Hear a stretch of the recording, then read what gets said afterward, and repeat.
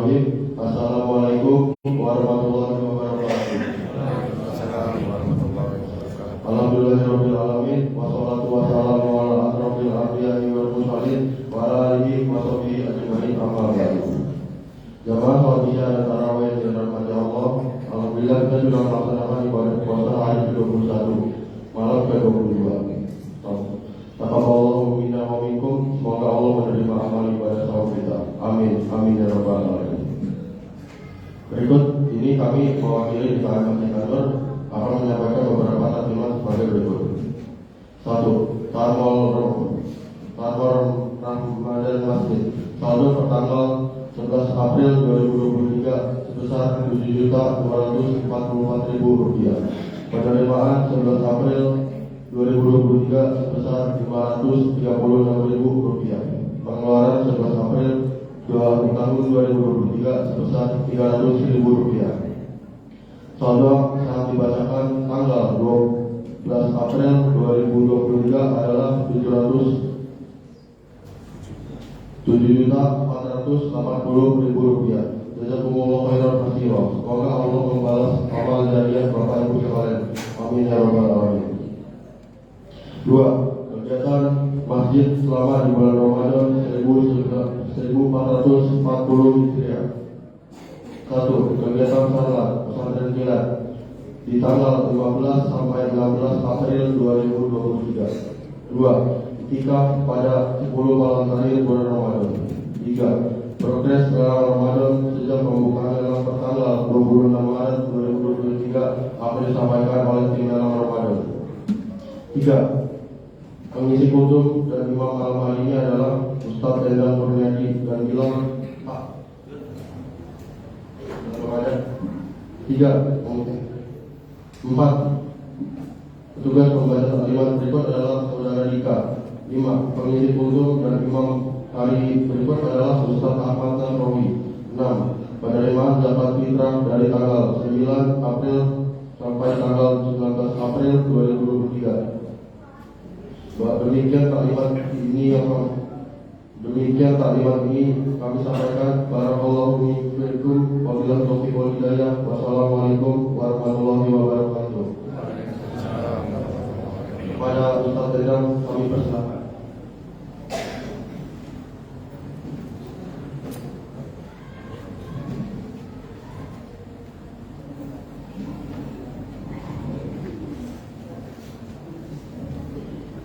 Assalamualaikum warahmatullahi wabarakatuh.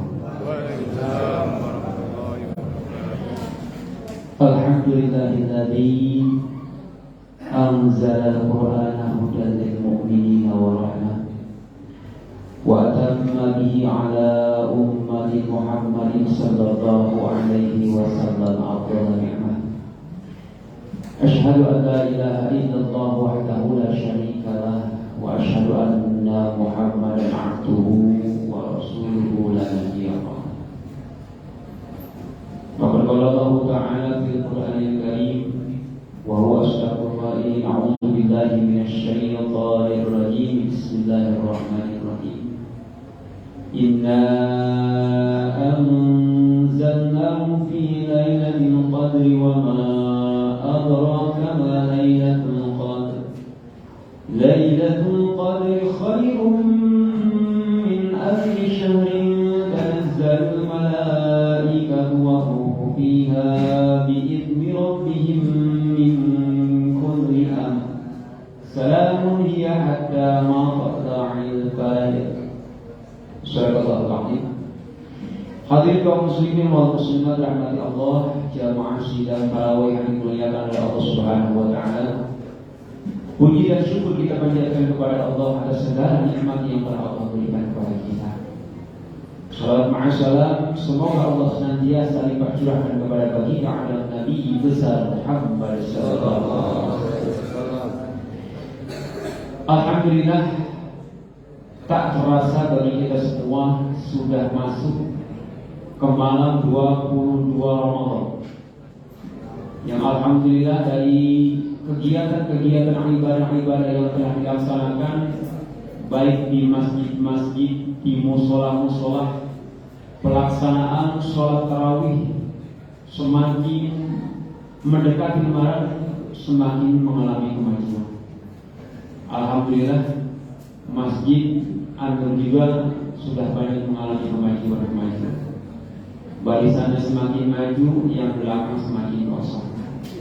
Tapi mudah-mudahan semua yang hadir di sini merupakan manusia-manusia yang mampu memanfaatkan nikmat-nikmat yang telah Allah berikan kepada kita dengan sebaik-baiknya, yaitu mengisi bulan suci Ramadan dengan amalan-amalan ibadah yang semata-mata mengharap ridha Allah Subhanahu wa Ta'ala.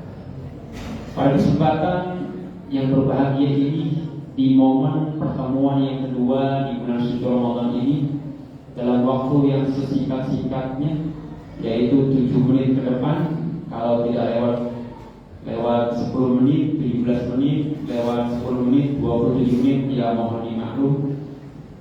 Tapi mudah-mudahan pertemuan kita yang kedua ini senantiasa mendapatkan barokah dari Allah Subhanahu wa Ta'ala. Pada kesempatan ini kita tentunya mengharap di malam 10 terakhir di bulan suci Ramadan adalah malam-malam yang dijanjikan oleh Allah Subhanahu wa Ta'ala, bahwa ada malam spesial yang begitu menarik perhatian manusia-manusia muslim di dunia untuk menghafal, menggapai, mendapatkan malam Lailatul. Apa yang mesti kita lakukan untuk menggapai, mencapai malam Lailatul Qadar? Apakah hanya dengan termangu saja?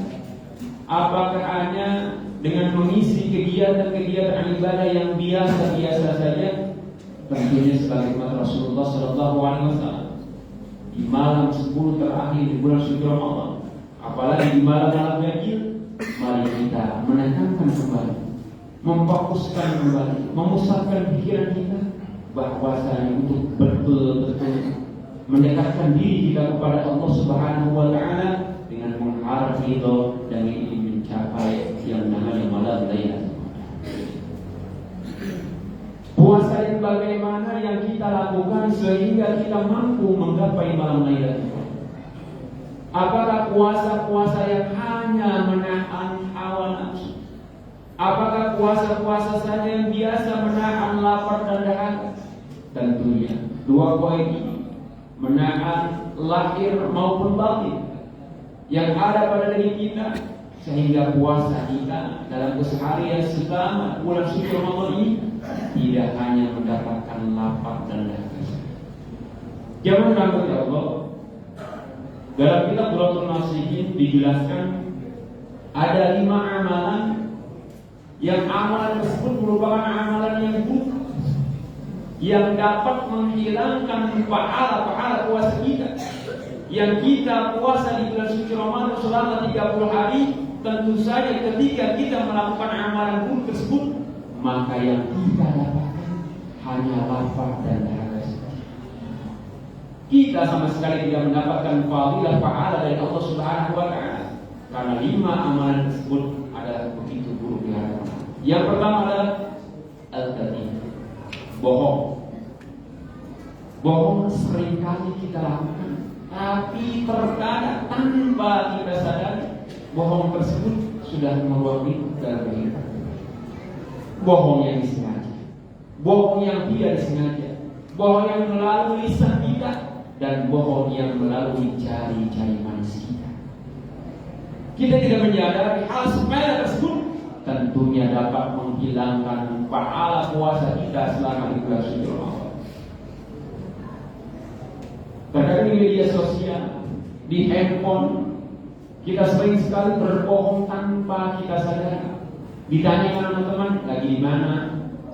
Lagi di jalan, bentar lagi nyampe, padahal masih di rumah. Kira-kira menurut Bapak itu bohong atau bukan bohong?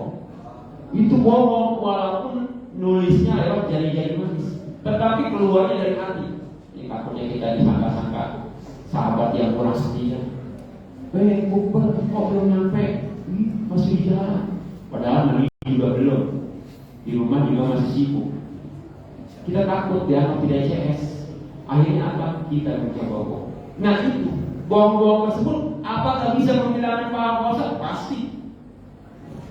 Karena sekecil apapun bohong yang kita lakukan adalah perbuatan buruk di hadapan Allah Subhanahu wa Ta'ala.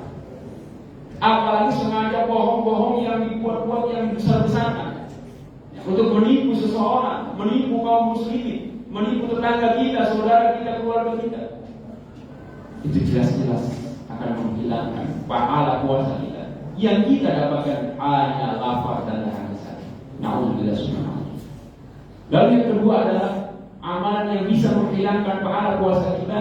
Yang kedua adalah namimah, yaitu al-ghamra. Bu, Pak, kadang-kadang kita nggak berasa nih ngadu-ngaduin teman, ngadu-ngaduin tetangga, lagi asik-asik belanja sayuran buat buka puasa. Kita ngomong begini ke si A, ngadu-ngaduin si B. Kita ngomong si B, ngadu-ngaduin si A. Akhirnya apa? Si A sama si B gak ada benar-benarnya. Padahal apa? Padahal yang di hati kita. Ini hal seperti ini menjadikan pahala puasa kita menjadi hilang dan hanya kita mendapatkan lapar dan haus. Na'udzubillah subhanahu. Lalu yang ketiga, amalan buruk yang bisa menghilangkan pahala puasa kita, di antaranya adalah pertama bohong, yang kedua ngadu domba, yang ketiga adalah ghibah, ngomongin orang. Kalau dulu identik ngomongin orang dengan ibu-ibu, karena ibu-ibu pada protes, Pak, saya lagi katanya ibu-ibu. Karena bapak-bapak juga doyan begitu. Doyan ngomongin orang, doyan ngomongin temannya, teman seperjuangan kerja, ngomongin tetangganya, bahkan ngomongin anggota DKM, kami ngomongin ke sono, anggota DKM sono ngomong ke sini, tanpa kita sadari. Bahkan di bulan suci Ramadan ini hal-hal seperti itu seolah-olah kita anggap sepele, padahal ketika kita ngomongin kejelekan orang, itu adalah sebuah amalan yang dapat menghilangkan pahala puasa kita. Na'udzubillah. 3 ya. 1 bohong, 2 namimah, 3 ghibah. Yang keempat apa? Yang keempat yaitu senantiasa melaksanakan sumpah bohong. Apa bedanya ngomongin orang? Bedanya bohong dengan sumpah bohong. Terkadang kita bawa-bawa nama Allah, demi Allah.